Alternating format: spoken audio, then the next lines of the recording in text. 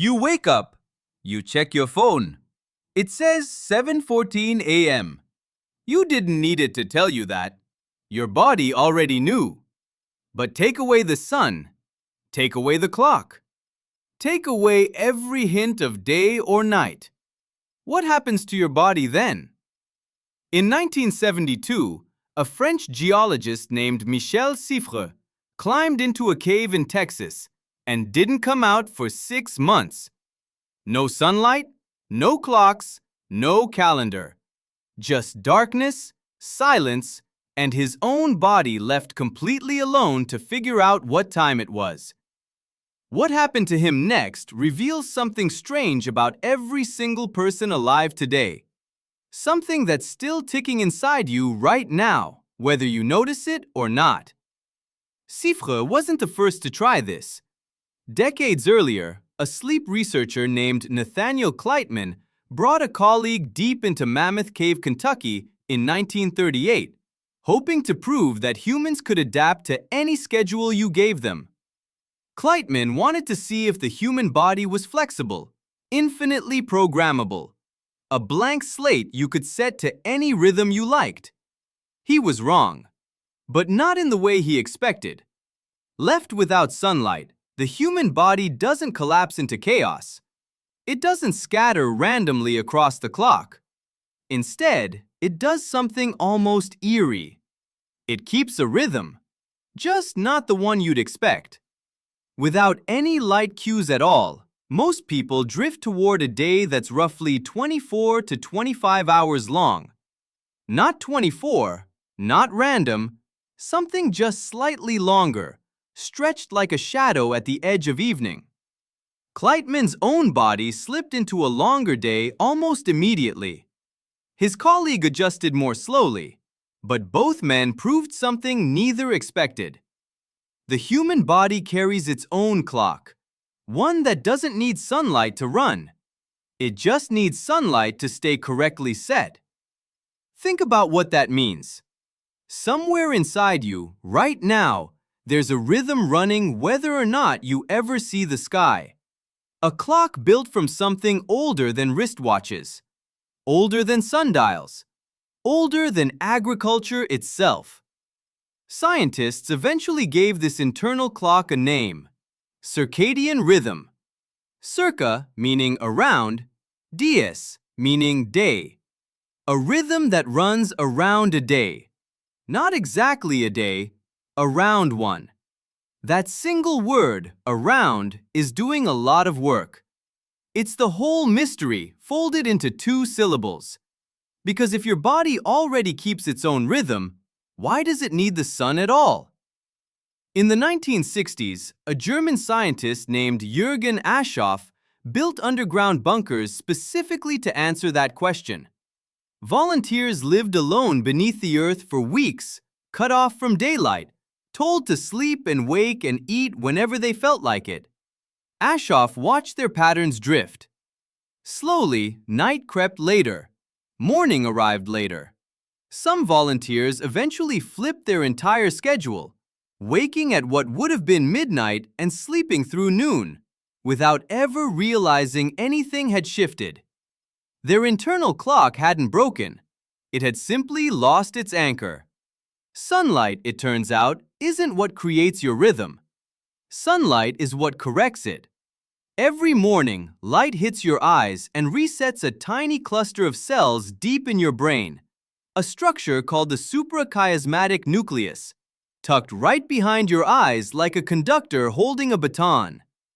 Without that daily correction, your internal rhythm keeps ticking, but it slowly drifts off tempo. Like a watch that runs fine, but was never quite synced to the right time zone. Which raises a stranger question. Why would evolution build a clock that isn't perfectly tuned to a 24-hour day in the first place? Here's where it gets interesting.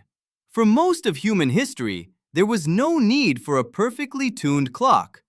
There was only the sun rising and the sun setting and your body adjusting itself accordingly every single day without effort. The correction was automatic because light was always there. Nobody needed backup batteries for something that recharges itself daily. It's only now, in offices lit by fluorescent bulbs and bedrooms lit by phone screens, that the correction starts to go missing. Your ancestors woke to sunlight streaming through cave openings or hut walls. You wake to an alarm in a dim room and reach for a screen before you've even seen daylight. Your internal clock is still running exactly the way Siffre's did in that Texas cave. It's just that the correction signal, the sunlight, keeps arriving late, dimmed, or not at all. Siffre noticed something else after weeks in total isolation. His sense of time itself began to bend. Days he assumed lasted normally had actually stretched far longer. He would guess only a few hours had passed since his last meal, when in reality closer to 2 days had gone by. His body wasn't just losing track of clock time, it was losing track of duration itself. That's the part that should unsettle you a little.